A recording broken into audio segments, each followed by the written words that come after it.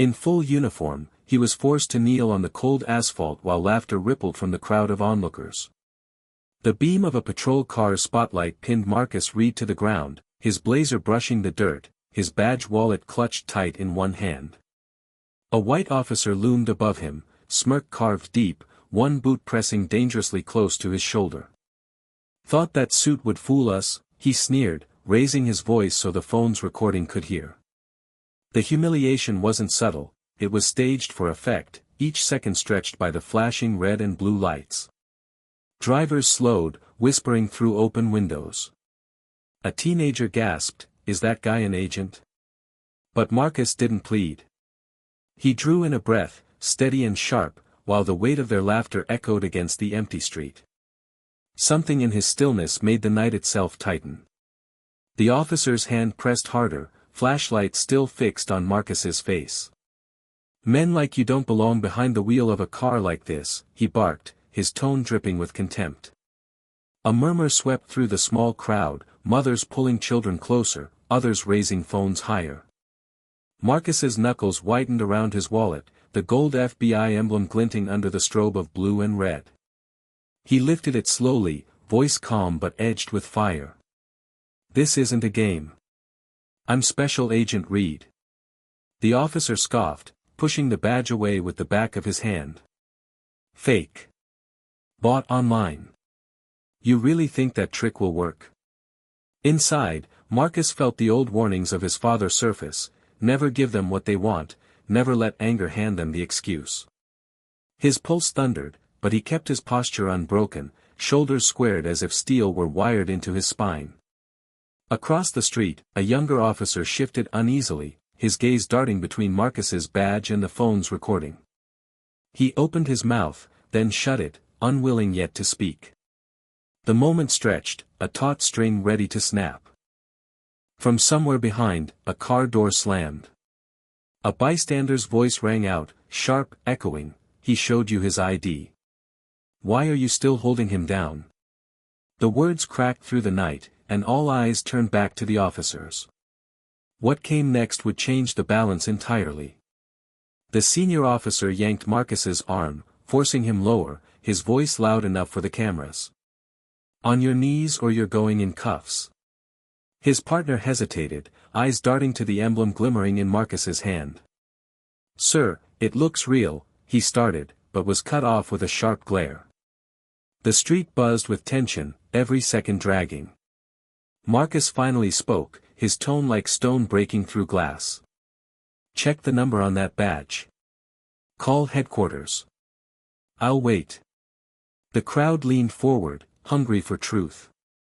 One woman whispered, "If he's telling the truth, they're done." The younger cop swallowed hard, pulling out his radio.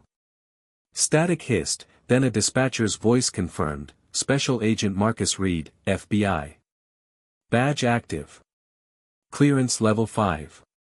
Silence hit like a thunderclap. The smug smile drained from the senior officer's face as phone zoomed in, capturing his sudden falter. Marcus straightened, dusting dirt from his blazer, eyes locked on the man who humiliated him. "You wanted me on my knees. Now look who's shaking."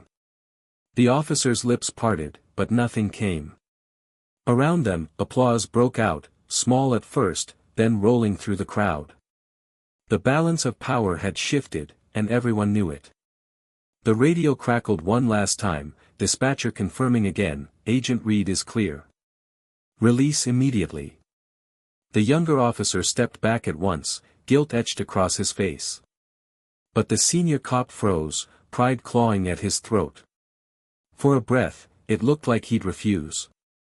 Then the crowd erupted, shouts of, "Let him go," and, "We saw everything," filled the air, cameras flashing like a courtroom of strangers. Under the weight of so many eyes, his grip loosened. Marcus rose slowly, brushing dust from his sleeve, his badge catching the streetlight like proof carved in metal. Captain Andrea Shaw appeared from a second cruiser, her voice sharp. "Stand down, Miller. You crossed the line." The officer stammered, but she didn't let him finish. "Badge or no badge, you humiliated a federal agent. And every second of it is on record. Murmurs rippled through the onlookers, their lenses swinging to her. The crowd wasn't just witnessing an arrest anymore, they were watching power shift, live. The smirk that once filled the night was gone. Now the silence belonged to Marcus. The captain pulled Marcus aside, her tone measured. "File your report, agent. This won't be buried." He nodded once, his calm composure sharper than any raised voice. The crowd waited, expecting fury or revenge, but Marcus only glanced at the shaken officer, then spoke evenly. "Train your rookies. Fix the system. That's the only way this won't happen again." His words didn't sting like punishment, they carried the weight of responsibility. Later that week, the clip spread online, millions replaying the moment the insult collapsed under truth. Headlines didn't just praise the badge reveal, they debated the bias that sparked it. Inside the precinct, Captain Shaw ordered mandatory bias training for the entire unit, citing Marcus's incident as the catalyst. And Marcus, back at his desk, placed the scuffed badge on the table, its metal scratched but untarnished. For him, the victory wasn't in the applause, it was in leaving a mark that demanded change. Sometimes the loudest justice comes not from shouting, but from holding your ground until the truth can't be ignored.